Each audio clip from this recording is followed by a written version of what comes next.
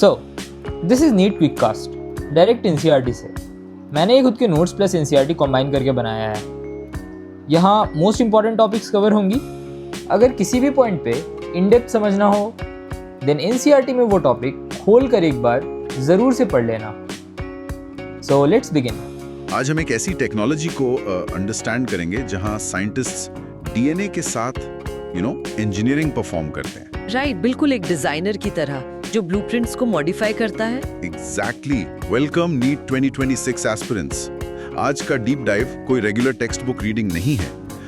आज हम direct life का सोर्स कोड हैक करना लर्न करेंगे। बिल्कुल।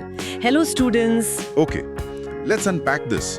आज हम डीप मॉलिक्यूलर मैकेनिज्म्स में डाइव करके कंफ्यूज नहीं होंगे, बल्कि कॉन्सेप्ट्स के फ्लो और उनके विजुअल मैकेनिज्म्स पर फोकस मेंटेन करेंगे। एग्जैक्टली। ऐसी कंसेप्चुअल क्लैरिटी अचीव करेंगे कि नीट के क्वेश्चंस ऑटोमेटिक सीक्वेंस में सॉल्व हों। राइट, अप्रोच सही है। तो किसी भी स्काई स्क्रेपर का कंस्ट्रक्शन इनिशिएट करने से पहले है ना, उसके बेसिक इंजीनियरिंग प्रिंसिपल्स अंडरस्टैंड करना एक एसेंशियल रिक्वायरमेंट होती है। बिल्कुल होती है। बायोटेक्नोलॉजी के डोमेन में भी दो मेजर प्रिंसिपल्स फंक्शन करते हैं। अगर इन प्रिंसिपल्स पर मास्टरी एस्टैब्लिश हो जाए तो पूरा कॉन्सेप्ट क्रिस्टल क्लियर अपीयर करता है। First core principle genetic engineering identify होता है। ये technique basically genetic material, specifically DNA या आरएनए की इंटरनल केमिस्ट्री को ऑल्टर करती है। ओके, ऑल्टर करती है। हाँ, फिर इस मॉडिफाइड जेनेटिक मटेरियल को एक फॉरेन होस्ट ऑर्गेनिज्म के अंदर इंट्रोड्यूस करते हैं, जिससे होस्ट का फिनोटाइप चेंज हो जाता है। राइट, बिल्कुल। जब ये न्यू डीएनए उस होस्ट के अंदर जीन एक्सप्रेशन परफॉर्म करता है तो उस होस्ट का विजिबल फिनोटाइप कंप्लीटली मॉडिफाई हो जाता है। आई मीन इमेजिन करिए एक नॉर्मल बैक्टीरिया को मॉडिफाई करके उससे ह्यूमन इंसुलिन प्रोड्यूस करवाना। Oh wow. जेनेटिक इंजीनियरिंग तो एक कंप्यूटर इंजीनियर की तरह हार्डवेयर को मॉडिफाई करना फील होता है। राइट। उसकी इंटरनल वायरिंग चेंज करना हो गया।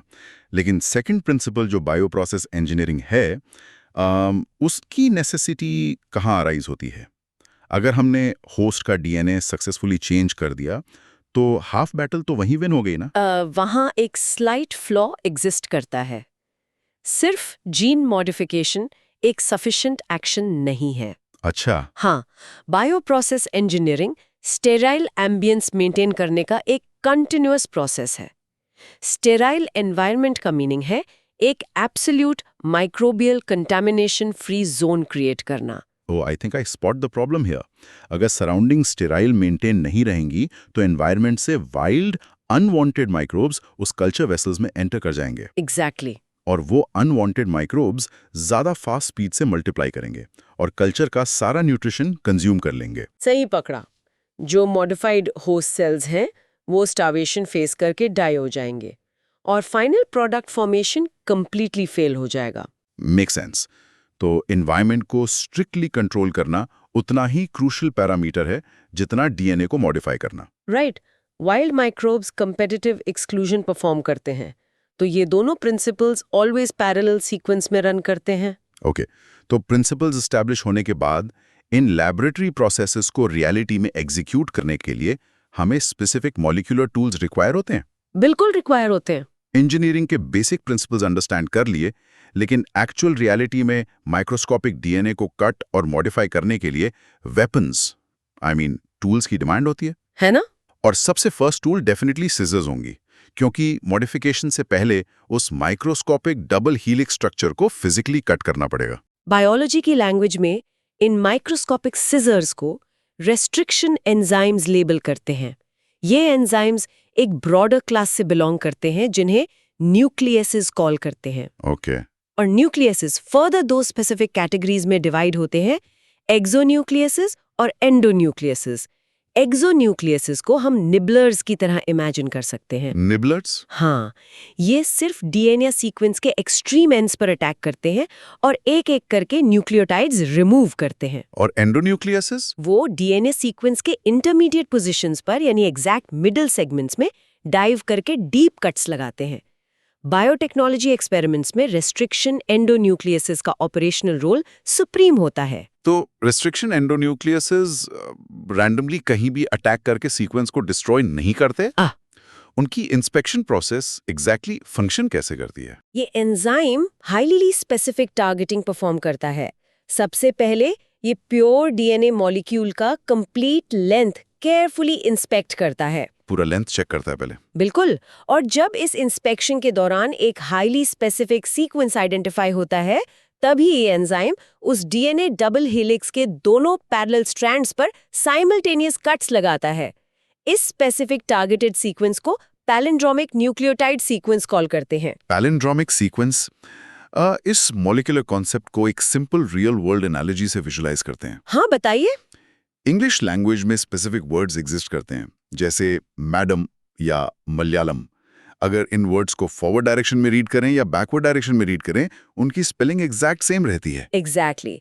डीएनए स्ट्रक्चर में भी सिमिलर पैलिंड्रोम्स एग्जिस्ट करते हैं, बट वहां एक स्लाइट ट्विस्ट प्रेजेंट होता है। ट्विस्ट कैसा? डीएनए में दोनों स्ट्रैंड्स पर 5 प्राइम टू 3 प्राइम डायरेक्शन में रीडिंग फ्रेम कीप करना पड़ता है, तब जाके base sequence exactly same read होता है। ओह, आई सी। जैसे रिस्ट्रिक्शन एंजाइम EcoRI के लिए रिकॉग्निशन सीक्वेंस GAATTC असाइंड है। राइट।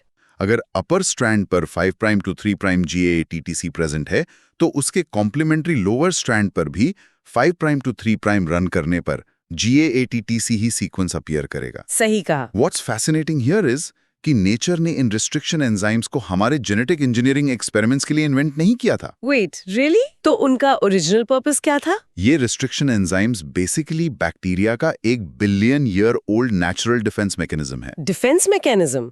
किस चीज के अगेंस्ट? जब कोई एग्रेसिव वायरस जैसे बैक्टीरियोफाज अपना डेडली वायरल डीएनए बैक्टीरिया के अंदर इंजेक्ट करता है इन्फेक्शन कॉज करने के लिए, तो बैक्टीरिया डिफेंस में इन रिस्ट्रिक्शन एंजाइम्स को मास रिलीज करता है। I get it. ये एंजाइम्स उस इनकमिंग वायरल डीएनए को उन पैलिंड्रोमिक साइट्स पर रिकॉग्नाइज करते हैं और उसको स्मॉल फ्रैगमेंट्स में चॉप कर देते हैं। एग्जैक्टली, जिससे वायरस का इंटरनल मल्टीप्लिकेशन कंप्लीटली हल्ट हो जाता है। वेट, यहाँ एक मैसिव लॉजिकल कॉन्ट्रडिक्शन स्ट्राइक करता है। क्या? अगर रिस्ट्रिक्शन एंजाइम्स बैक्टीरियल सेल के फ्लूइड में फ्रीली फ्लोट करते हैं और वो डीएनए स्ट्रक्चर्स को अग्रेसिवली चॉप करते हैं, तो बैक्टीरिया का अपना जीनोमिक डीएनए चॉप क्यों नहीं होता? वो सेल्फ डिस्ट्रक्शन से एस्केप कैसे करता है? ये बायोलॉजी का एक क्लासिक ब्रेन टीजर है। नेचर एक highly specific biochemical mechanism deploy करती है अपने बैक्टीरियल डीएनए को हाइड करने के लिए, लेकिन उस इंट्रिकेट मॉलिक्यूलर मैकेनिज्म का एग्जैक्ट लॉजिक हम इस डीप डाइव के आउटरो सेक्शन के लिए रिजर्व करते हैं। Makes complete sense. Curiosity build करके होल्ड करते हैं।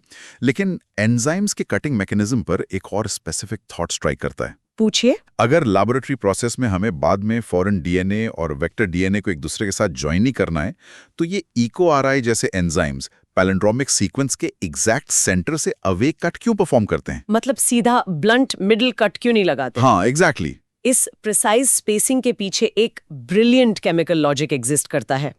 जब एंजाइम पैलिंड्रोमिक सेंटर से थोड़ा अवे डिस्टेंस पर कट करता है, लेकिन दोनों कॉम्प्लीमेंट्री स्ट्रैंड्स पर सेम आइडेंटिकल बेसिस के बीच में स्निप लगाता है, तो रिजल्टिंग डीएनए फ्रैगमेंट्स के एंड्स पर सिंगल स्ट्रैंडेड ओवरहैंग्स क्रिएट हो जाते हैं। बिल्कुल।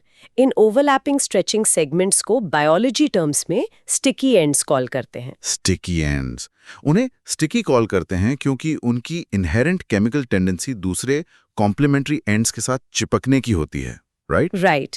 उनकी केमिकल एफिनिटी एक्सट्रीमली हाई होती है। ये sticky ends completely natural way में अपने कॉम्प्लीमेंट्री काउंटरपार्ट्स के साथ हाइड्रोजन बॉन्ड्स फॉर्म करते हैं और इससे जॉइनिंग प्रोसेस इजी हो जाती है। Exactly.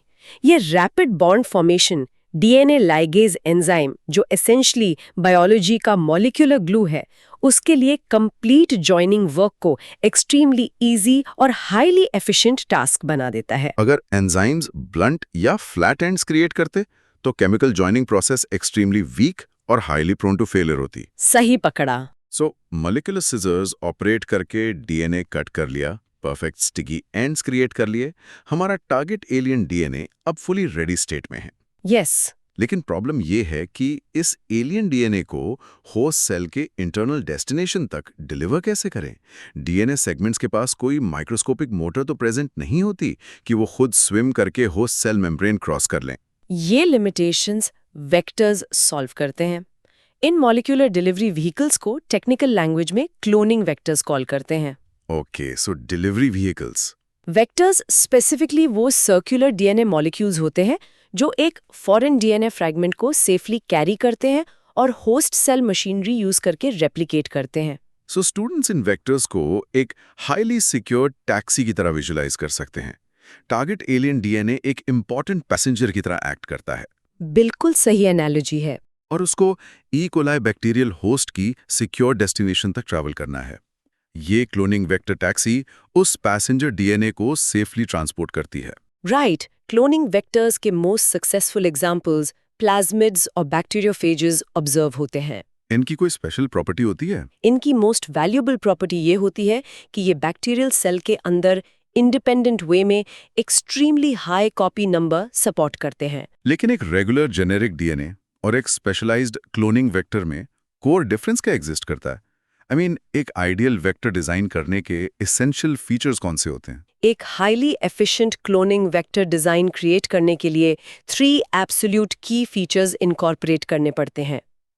First essential feature origin of replication observe होता है, जिसे शॉर्ट हैंड में ओरी लेबल करते हैं। ओरी सीक्वेंस?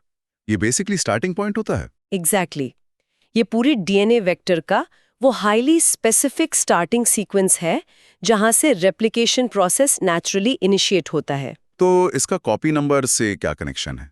कोई भी एक्सटर्नल एलियन डीएनए जब इस ओरी सीक्वेंस के साथ फिजिकली लिंक होता है तो वो होस्ट सेल के डिवीजन के साथ ऑटोमेटिकली मल्टीप्लाई करता रहता है। ये ओरी सीक्वेंस ही फाइनल कॉपी नंबर को मैथमेटिकली कंट्रोल करता है। आई सी। अगर डिजायर्ड बायोटेक्नोलॉजी प्रोडक्ट की एक्सट्रीमली हाई यील्ड रिक्वायर होती है तो ऐसा स्पेसिफिक वेक्टर सिलेक्ट करना पड़ता है जिसका ओरी engine naturally high copy number multiplication support करता हो। Got it. अगर ओरी सीक्वेंस टैक्सी का मैकेनिकल इंजन है तो इस मॉलिक्यूलर टैक्सी का सेकंड क्रूशियल फीचर क्या स्पेसिफाई होता है? Second most critical feature selectable marker act करता है। सिलेक्टेबल मार्कर, ये क्या फंक्शन परफॉर्म करता है? क्लोनिंग वेक्टर्स के जेनेटिक सीक्वेंस में naturally specific antibiotic resistance genes present होते हैं, जैसे एम्पिसिलिन रेजिस्टेंस जीन्स या टेट्रासाइक्लिन रेजिस्टेंस जीन्स। ओके। ये स्पेसिफिक मार्कर्स लेबोरेटरी में बायोलॉजिस्ट को फिल्टर करने में एक्सट्रीम हेल्प प्रोवाइड करते हैं। फिल्टर कैसे करते हैं? इन फिल्टर्स के थ्रू आइडेंटिफाई होता है कि कौन से बैक्टीरियल होस्ट सेल्स के अंदर रिकॉम्बिनेंट वेक्टर सक्सेसफुली एंटर कर चुका है, जिन्हें हम ट्रांसफॉर्मेंस कॉल करते हैं, और जिन्होंने रिजेक्ट कर दिया। जिन बैक्टीरियल सेल्स ने वेक्टर रिजेक्ट कर दिया है उन्हें हम नॉन ट्रांसफॉर्मेंस कॉल करते हैं। Here's where it gets really interesting. इस लॉजिक को एक सिंपल फिल्ट्रेशन टेस्ट की तरह डिकोड करते हैं। Go ahead.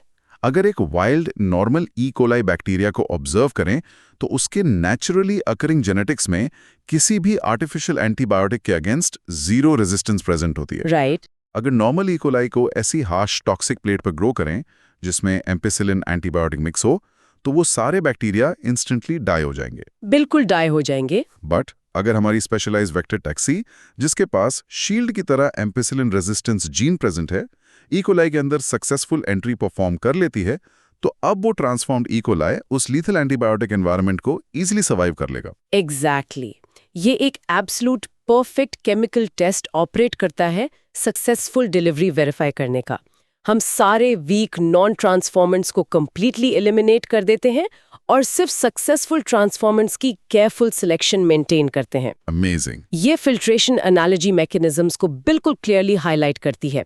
अब वेक्टर डिजाइन के थर्ड फीचर की एनालिसिस परफॉर्म करते हैं, cloning sites. Okay, third feature. Alien DNA passenger को वेक्टर टैक्सी के इंटरनल सीट्स पर लिंक करने के लिए वेक्टर मॉलिक्यूल में रिस्ट्रिक्शन एंजाइम्स के लिए स्पेसिफिक ओपन रिकॉग्निशन साइट्स की स्ट्रिक्ट रिक्वायरमेंट होती है ना, जहां कट लगाना है। राइट। एक आइडियल वेक्टर आर्किटेक्चर में एक स्पेसिफिक रेस्ट्रिक्शन एंजाइम के लिए सिर्फ एक सिंगल रिकॉग्निशन साइट एग्जिस्ट करना प्रेफरेबल होता है। वेट, एक सिंगल साइट का रिस्ट्रिक्शन क्यों पुट करते हैं? अगर वेक्टर डीएनए में मल्टीपल ओपन साइट्स एग्जिस्ट करेंगी तो वेक्टर ज्यादा हेवीली और इजीली कट नहीं होगा। अगर एक सर्कुलर वेक्टर मॉलिक्यूल में एक सिंगल एंजाइम की मल्टीपल रिकॉग्निशन साइट स्कैटर होंगी तो वो एंजाइम केमिकल रिएक्शन में उस वेक्टर को मल्टीपल ब्रोकन फ्रैगमेंट्स में अग्रेसिवली चॉप कर देगा। ओह, तो वो टैक्सी एसेंशियली पीसेस में टूट जाएगी। एग्जैक्टली। इस एक्सटेंसिव फ्रैगमेंटेशन से वेक्टर का entire circular structure totally destroy हो जाएगा और gene cloning process completely fail या एक्सट्रीमली कॉम्प्लिकेटेड हो जाएगा। Make sense. इसीलिए strict single cloning site best controlled results provide करती है। आर्टिफिशियल प्लाज्मिड PBR322 एक यूनिवर्सली क्लासिक एग्जाम्पल है, जिसमें मल्टीपल डिफरेंट रिस्ट्रिक्शन एंजाइम्स के लिए specifically engineered single sites present होती हैं। ओके, तो वेक्टर टैक्सी फुली रेडी है एलियन डीएनए पैसेंजर के लोड के साथ। जी, लेकिन जिस अल्टीमेट डेस्टिनेशन यानी बैक्टीरियल फैक्ट्री में ये टैक्सी ट्रैवल करेगी, उस बायोलॉजिकल फैक्ट्री के इंटरनल गेट्स भी तो मैन्युअली ओपन करने पड़ेंगे ना। बिल्कुल। होस्ट सेल को उस मैसिव फॉरेन डीएनए मॉलिक्यूल को एक्टिवली एक्सेप्ट करने के लिए प्रिपेयर करना पड़ेगा। इस फिजिकल प्रिपरेशन स्टेप को हम कॉम्पिटेंट होस्ट मैकेनिज्म कॉल करते हैं। Competent host. Competent host essentially वो मॉडिफाइड लिविंग ऑर्गेनिज्म है जहां recombinant DNA rDNA physically enter करेगा, अपना मास रेप्लिकेशन परफॉर्म करेगा और फाइनली अपने टारगेट प्रोटीन प्रोडक्ट्स को केमिकली एक्सप्रेस करेगा। राइट। रियलिटी में नॉर्मल बैक्टीरियल सेल वॉल्स बल्कि डीएनए मॉलिक्यूल्स को स्मूथली पास नहीं करने देती, क्योंकि डीएनए मॉलिक्यूल्स केमिकली हाइड्रोफिलिक होते हैं। फॉस्फेट्स की नेगेटिव चार्ज की वजह से लिपिड्स उन्हें वायलेंटली रिपेल करते हैं। तो इस स्ट्रॉन्ग केमिकल बैरियर को डिफीट करने के लिए बैक्टीरिया को आर्टिफिशियली कॉम्पिटेंट मेक करना पड़ता है। सही कहा। तो यहाँ पर फोकस अप्लाई करना क्रिटिकल है कि माइक्रोस्कोपिक डीएनए मॉलिक्यूल्स को होस्ट बाउंड्रीज के अक्रॉस पुश करने के different specialised physical methods exist करते हैं। हाँ, बैक्टीरिया के सिनेरियो में हम क्या करते हैं? बैक्टीरिया के सिनेरियो में divalent cations specifically calcium ion से आउटर मेम्ब्रेन ट्रीट करते हैं और फिर rapid heat shock treatment apply करते हैं। राइट, पहले एक्सट्रीम कोल्ड आइस, फिर suddenly 42 degree Celsius intense heat और देन इमीडिएटली वापस आइस। इस रैपिड थर्मल शॉक से बैक्टीरियल सेल वॉल और मेम्ब्रेन में microscopic transient pores briefly open होते हैं और एक्सटर्नल डीएनए स्मूथली उन पोर्स से इंटरनल एंट्री सिक्योर कर लेता है। लेकिन एनिमल सेल्स जिनकी सॉफ्ट मेम्ब्रेन्स होती हैं, उनको हीट शॉक तो उन्हें कुक करके डिस्ट्रॉय कर देगा। वहां कौन सा अल्टरनेटिव मैकेनिज्म ऑपरेट करता है? एनिमल सेल्स के डेलिकेट केसेस में हम micro injection physical method deploy करते हैं। यहाँ माइक्रोस्कोपिक ग्लास नीडल्स यूज करके recombinant DNA direct animal cell के इंटरनल न्यूक्लियस में मैन्युअली इंजेक्ट कर दिया जाता है। और प्लांट सेल्स में उनके पास तो tough rigid cell walls present होती हैं। या gene gun method highly popular act करता है। इस एग्रेसिव टेक्निक में माइक्रोस्कोपिक गोल्ड या टंगस्टन मेटल पार्टिकल्स को प्योर डीएनए से डेंसली कोट करते हैं और बुलेट की तरह एक्सट्रीम हाई वेलोसिटी से प्लांट सेल्स पर फिजिकली बम्बार्ड करते हैं। Wow, literally firing DNA bullets. Yes, एक और clever biological method disarmed pathogen vectors का रन करता है। यहाँ नेचुरली अकरिंग बैक्टीरिया या वायरसेस का natural aggressive infection mechanism hijack करते हैं, बट उनका lethal disease causing genetic factor permanently delete कर देते हैं ताकि वो सेफली डीएनए डिलीवर करें। सो इंटायर टूल सेट हमारे डिस्पोजल पर रेडी है। मॉलिक्यूलर सीजर्स फंक्शन कर रही हैं, वेक्टर टैक्सीज ऑपरेट कर रही हैं और कॉम्पिटेंट सेलुलर फैक्ट्री सेटअप हो चुकी हैं। राइट। अब direct actual factory assembly bank पे शिफ्ट करते हैं, यानी step by step processes of recombinant DNA technology. NCERT exactly इसी हाईली लॉजिकल सीक्वेंस में फ्लो करती है। और हम आइसोलेटेड रॉ मटेरियल से फाइनल प्रोडक्ट तक की एंटायर एग्जैक्ट जर्नी मैप करेंगे। असेंबली लाइन का वेरी फर्स्ट इनिशियल स्टेप है आइसोलेशन ऑफ जेनेटिक मटेरियल, जिसका एब्सोल्यूट मीनिंग है टारगेट डीएनए को रॉ सेल्यूलर एनवायरनमेंट से बाहर एक्सट्रैक्ट करना। Exactly. DNA highly protected state में सेल के न्यूक्लियस या न्यूक्लियोइड में टाइटली पैक्ड होता है और एक्सट्रीमली टफ बायोकेमिकल मेम्ब्रेन से कंप्लीटली कवर होता है। तो इन टफ मेम्ब्रेन्स को अग्रेसिवली ब्रेक करना पड़ता है टारगेट तक रीच करने के लिए। बिल्कुल। अगर स्टार्टिंग मटेरियल बैक्टीरियल सेल है तो हम पोटेंट लाइजा एंजाइम यूज करते हैं सेल वॉल डिग्रेड करने के लिए। प्लांट सेल के सेल्यूलोज कवर के लिए सेल्यूलेज एंजाइम और tough fungal cell chitin walls के लिए चाइटिनेज एंजाइम विगरसली अप्लाई करते हैं। So outer cell wall successfully break हो गई, लेकिन न्यूक्लियर डीएनए अकेला आइसोलेटेड स्टेट में तो प्रेजेंट नहीं होता, राइट? नहीं, बिल्कुल नहीं। उस इंटरनल सेल्यूलर सूप में massive amounts of complex RNA molecules और हेवी प्रोटीन स्ट्रक्चर्स का डेंस क्राउड भी स्विम करता है। उन इंटरनल ऑब्स्टिकल्स को क्लियर कैसे करते हैं? उस कॉम्प्लेक्स सेल्यूलर मिक्सचर में हम स्पेसिफिक केमिकल डिस्ट्रॉयर्स इंट्रोड्यूस करते हैं। राइबोन्यूक्लियस आरएनएज एंजाइम ऐड करते हैं जो प्योर आरएनए वॉल्यूम को रैपिडली डाइजेस्ट कर देता है। और प्रोटीन्स के लिए? प्रोटीन्स के लिए highly aggressive protease enzyme add करते हैं जो कॉम्प्लेक्स प्रोटीन स्ट्रक्चर्स को सिंपल ब्लॉक्स में ब्रेक डाउन करता है। अब टेस्ट ट्यूब सॉल्यूशन में specifically pure untouched DNA molecule suspend करते हैं। ओके, इस प्रोसेस को क्लियरली विजुलाइज करते हैं। जब टेस्ट ट्यूब का सेल्यूलर डिब्री कंप्लीटली क्लियर हो जाता है तो उस प्यूरिफाइड माइक्रोस्कोपिक डीएनए को फिजिकल रियलिटी में बाहर एक्सट्रैक्ट करना पड़ता है। हाँ, बायोलॉजिस्ट्स उस प्योर टेस्ट ट्यूब मिक्सचर में absolute chilled ethanol continuously pour करते हैं। चिल्ड एथेनॉल कांटेक्ट करते ही dissolved invisible DNA instantly solution से प्रेसिपिटेट आउट हो जाता है। और वो कैसा अपीयर करता है? वो फिजिकल रियलिटी में एक massive collection of fine gossamer threads की तरह क्लियरली विजिबल अपीयर करता है। फिर एक स्मूथ ग्लास रॉड इंसर्ट करते हैं और उन प्योर डीएनए थ्रेड्स को लिटरली रॉड पर वाइंड करके जेंटली बाहर एक्सट्रैक्ट कर लेते हैं। इस हाईली विजुअल एक्सट्रैक्शन टेक्निक को स्पूलिंग लेबल करते हैं। स्पूलिंग प्रोसेस से pure unmodified DNA successfully isolate हो गया। Second stage cutting of DNA at specific required locations remand करती है ना? राइट। हम उस आइसोलेटेड प्योर डीएनए के प्योरिफाइड लिक्विड सॉल्यूशन में specific target restriction enzymes chemically add करते हैं। Specific optimal thermal conditions continuously provide करते हैं और restriction enzymes long DNA threads को टाइनी स्पेसिफिक फ्रैगमेंट्स में केमिकली कट कर देते हैं। लेकिन इस माइक्रोस्कोपिक लेवल पर डायरेक्ट ह्यूमन ऑब्जर्वेशन तो फेल हो जाती है। माइक्रोस्कोप से डायरेक्ट वेरिफिकेशन इम्पॉसिबल है। सही बात है। तो चेक कैसे करते हैं कि एंजाइमेटिक कटिंग एब्सोल्युटली सक्सेसफुल हुई या टोटली फेल हो गई? और हजारों कट फ्रैगमेंट्स के डेंस मिक्सचर में से अपना specifically desired target fragment identify और एक्सट्रैक्ट कैसे करते हैं? इसी एग्जैक्ट माइक्रोस्कोपिक हर्डल को क्रॉस करने के लिए हम gel electrophoresis analytical process perform करते हैं। ये प्रोसेस हजारों ओवरलैपिंग डीएनए फ्रैगमेंट्स को स्ट्रिक्टली उनके मॉलिक्यूलर साइज और मास के फिजिकल बेसिस पर स्पेशली सेपरेट करता है। ओके। इस मशीन में अगैरोस जेल का एक डेंस मैट्रिक्स एक्ट करता है जो एक माइक्रोस्कोपिक सीव या कॉम्प्लेक्स फिजिकल फिल्टर की तरह बिहेव करता है। क्योंकि DNA molecules negatively charge carry करते हैं, इलेक्ट्रिक करंट अप्लाई करने पर वो पॉजिटिव एनोड टर्मिनल की तरफ फास्ट माइग्रेट करते हैं। तो साइज का क्या रोल होता है इसमें? स्मॉल टाइनी डीएनए फ्रैगमेंट्स उस जेल मैट्रिक्स के नैरो गैप्स में से एक्सट्रीमली फास्ट रन करते हैं और ज्यादा लॉन्ग डिस्टेंस कवर करते हैं, जबकि हैवी मैसिव फ्रैगमेंट्स जेल में इजीली ट्रैप होके फिजिकली पीछे रह जाते हैं। लेकिन अगारोस जेल विजुअली ट्रांसपेरेंट मटेरियल होता है और DNA fragments inherently colourless structures होते हैं, तो इलेक्ट्रिक रन कंप्लीट होने के बाद भी फ्रैगमेंट्स मैजिकली विजिबल कैसे अपीयर करते हैं ह्यूमन आइज को? डीएनए फ्रैगमेंट्स को आर्टिफिशियली विजिबल कंस्ट्रक्ट करना पड़ता है।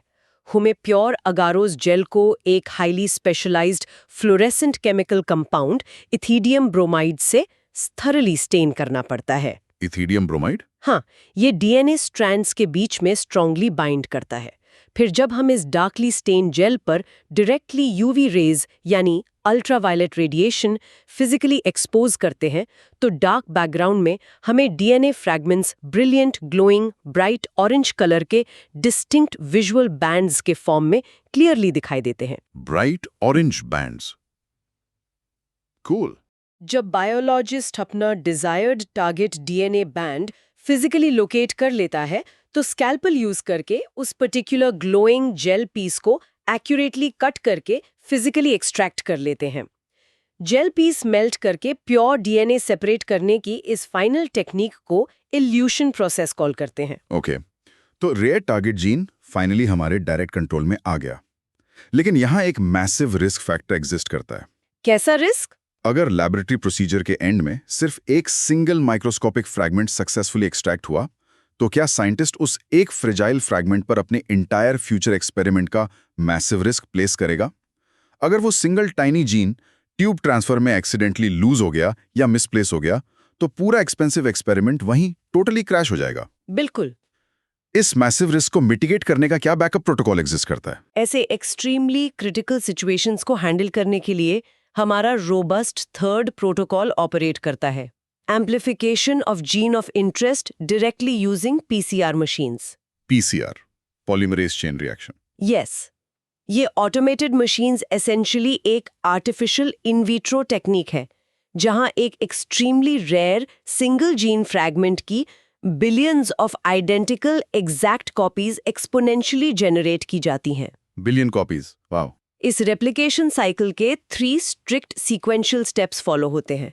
First critical step denaturation act करता है, जिसमें हीट करते हैं। Exactly strongly bound double stranded target DNA को extreme high temperature around 94 degree Celsius पर रिगरसली हीट करते हैं ताकि हाइड्रोजन बॉन्ड्स ब्रेक हो और दोनों individual strands completely physically separate हो जाएं। और डीएनए सेपरेट होके सिंगल स्ट्रैंड्स फॉर्म करने के बाद हम टेम्परेचर ग्रेजुअली लोअर करके एनीलिंग स्टेप परफॉर्म करते हैं, जहां शॉर्ट आर्टिफिशियल प्राइमर्स उन सिंगल स्ट्रैंड्स के एंड्स पर एक्टिवली अटैच होते हैं।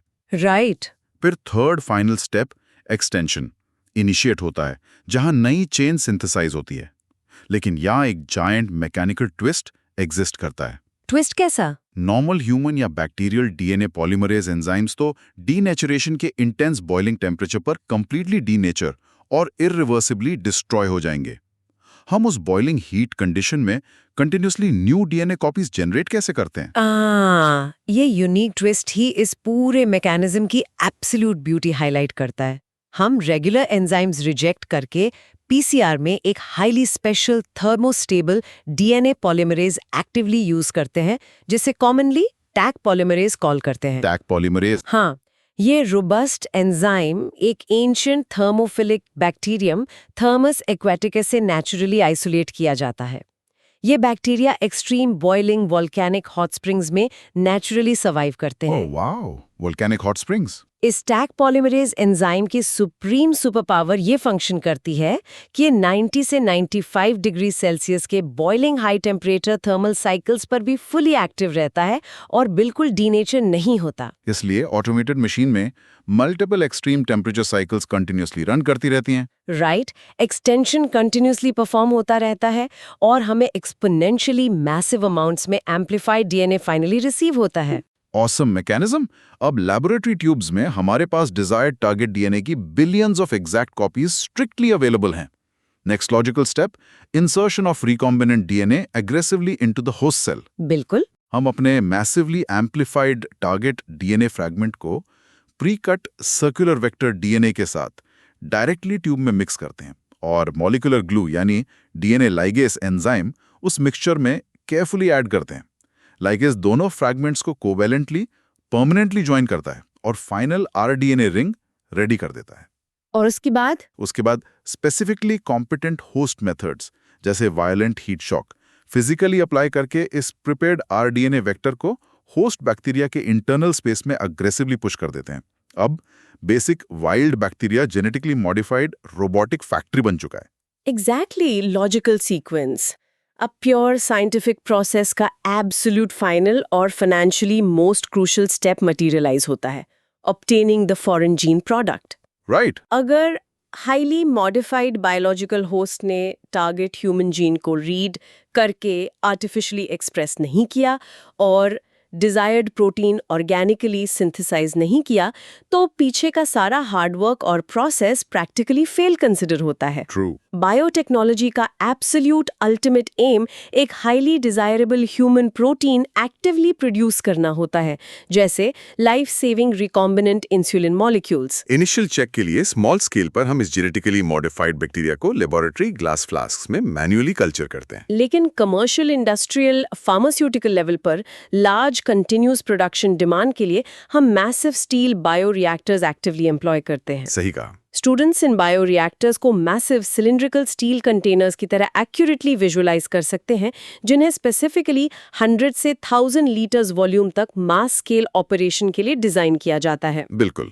ये isolated tanks actively unfragile growing microbes को mathematically optimal internal conditions continuously provide करते हैं, जैसे strictly monitored perfect temperature, highly controlled pH levels, continuous substrate addition, balanced salts, vitamins और strictly regulated dissolved oxygen supply. NCERT biology में primarily stirred tank bioreactor specifically describe किए गए हैं। Right. इन tanks में एक पावरफुल एक्सटर्नल मोटर से directly attached large central stirrer continuously vigorously घूमता रहता है। ये mechanical physical stirrer strongly ensure करता है कि पंप्ड प्योर ऑक्सीजन और essential liquid nutrients massive tank के हर एक्सट्रीम कॉर्नर में यूनिफॉर्मली कंटिन्यूअसली मिक्स होते रहें, ताकि millions of cells steadily multiply करते रहें और हमारा target chemical product mass generate हो। और जब बायोरिएक्टर का internal biological process cycle completely finish हो जाता है तो डायरेक्ट मार्केट में भेज देते हैं। नहीं, उस थिक कॉम्प्लेक्स बायोलॉजिकल मिक्सचर को ह्यूमन मार्केट में पब्लिकली रिलीज करने से पहले highly strict downstream processing scientific stages से फिजिकली पास करना यूनिवर्सली मैंडेटरी होता है। Downstream processing? हाँ, इसका mainly scientific meaning separation and absolute chemical purification of the final target product होता है। उस रिगरस प्योरिफिकेशन के बाद उस अनस्टेबल प्रोडक्ट में highly suitable chemical preservatives manually add करते हैं और strict intensive clinical trials actively perform करते हैं अगर target product human use drugs हैं। Okay. Multiple severe quality control testings strictly mandate होती हैं। जब सारे सेफ्टी और प्योरिटी पैरामीटर्स सेटिस्फाई होते हैं, तब जाकर एक final robust biotechnology product general public consumers के लिए फार्मास्यूटिकल मार्केट में लीगली अवेलेबल होता है। So what is this all mean? अगर हम इस इंटायर मैसिव ऑपरेशन को एक सिंगल कॉन्सेप्चुअल फ्रेम में फाइनली समराइज करें, तो एसेंशियली साइंस ने एक नॉर्मल लिविंग सोर्स सेल से एब्सोल्यूट मास्टर ब्लूप्रिंट यानी प्योर डीएनए फोर्स करके बाहर निकाला। Right. Specific molecular microscopic scissors physically deploy करके उस ब्लूप्रिंट को एग्जैक्टली टारगेटेड लोकेशन पर कट किया, फिर ऑटोमेटेड थर्मल पीसीआर मशीन में उस पर्टिकुलर टारगेटेड फ्रैगमेंट की artificial billions of copies massively print की। एग्जैक्टली। एक मॉलिक्यूलर रोबोटिक टैक्सी यानी क्लोनिंग वेक्टर में उस केमिकली मॉडिफाइड ब्लूप्रिंट को केयरफुली लोड करके एक living bacterial factory gate bypass करके इंटरनल सेल स्पेस में फिजिकली डिलीवर किया। और फाइनली उन मैसिव कमर्शियल बायोरिएक्टर्स के strictly controlled optimal chemical environment में उस मॉडिफाइड सेलुलर फैक्ट्री ने मैसिव इंडस्ट्रियल स्केल पर synthetic human protein products tirelessly manufacture किए। It's quite literally hacking and successfully rewriting the basic fundamental operating system of organic life itself. ये final breakdown एक absolute perfect logical summary establish करती है। ये completely interconnected chapter strict logical sequential flow strictly demand करता है। Core basic principle से directly evolve होकर specific molecular tools तक जंप करना और फिर उन माइक्रोस्कोपिक टूल्स को केयरफुली मास्टर करके सीक्वेंशियल मैन्युफैक्चरिंग प्रोसेसेस एग्जीक्यूट करना, है ना? बायोटेक्नोलॉजी प्रैक्टिकली एक highly interconnected sequential engineering science function करती है। अगर चेन का एक single microscopic step physically fail होता है तो एंटायर बायोलॉजिकल प्रोडक्शन चेन वहीं परमानेंटली कोलैप्स कर जाती है। ये एब्सोल्यूट साइंटिफिक रियलिटी है। तो नीट 2026 एस्पिरेंट्स स्पेसिफिकली फोकस करिए कि यही exact same rigorous operating rule आपकी कॉम्पिटिटिव एग्जाम प्रिपरेशन पर भी इंटेंसली अप्लाई करता है। जिस स्ट्रिक्ट तरह बायोटेक्नोलॉजी का हर individual laboratory process precisely step by step heavily calculated और strictly highly consistent nature exhibit करता है, वैसे ही कॉम्पिटिटिव प्रिपरेशन भी स्ट्रिक्टली स्ट्रक्चर्ड और हाईली मेथोडिकल डिमांड करती है। बिल्कुल सही एडवाइस है। अनब्रेकेबल कंसिस्टेंसी और rigorous mental discipline definitely absolute की कोर इंग्रेडिएंट्स फंक्शन करते हैं। अगर इनिशियल बेसिक कॉन्सेप्ट्स की foundations rock solid strong construct होती हैं और daily targeted small study steps systematically complete होते हैं, तो इस कंटिन्यूअस रिलेंटलेस एफर्ट से final dream medical college admission definitely successfully achieve होगा। जीरो डाउट्स एग्जिस्ट करते हैं इस फाइनल आउटकम पर। ये प्रिपरेशन के लिए एक highly perfect parallel analogy operate करती है। जैसे हम इस स्पेसिफिक डीप डाइव सेशन को फाइनल क्लोजर की तरफ फिजिकली डायरेक्ट कर रहे हैं, मेरे माइंड में एक highly complex scientific molecular puzzle strongly click कर रही है। ओह, वो रिस्ट्रिक्शन एंजाइम्स वाली पजल। एग्जैक्टली। हमने इनिशियल टूल सेक्शन में डिस्कस करके होल्ड किया था कि specific restriction enzymes ancient bacteria में नेचुरली अबंडेंट अकर करते हैं ताकि वो अग्रेसिवली इन्वेडर बैक्टीरियोफाज वायरसेस से अपने फ्रेजाइल इंटरनल डीएनए स्ट्रक्चर को एफिशिएंटली शील्ड कर सकें। राइट। लेकिन क्रूशल थिंकिंग चैलेंज ये अराइज करता है कि बैक्टीरिया का अपना इंटरनल जीनोमिक डीएनए उन powerful freely floating destructive scissors से खुद को प्रैक्टिकली आइसोलेट और सक्सेसफुली डिफेंड कैसे मेंटेन करता है। हाँ, ये सवाल हमने छोड़ दिया था। तो मैं स्टूडेंट्स के लिए एक छोटा सा हिंट ड्रॉप करती हूँ। इसका कनेक्शन मेथिलेशन नाम के केमिकल प्रोसेस से बिलोंग करता है।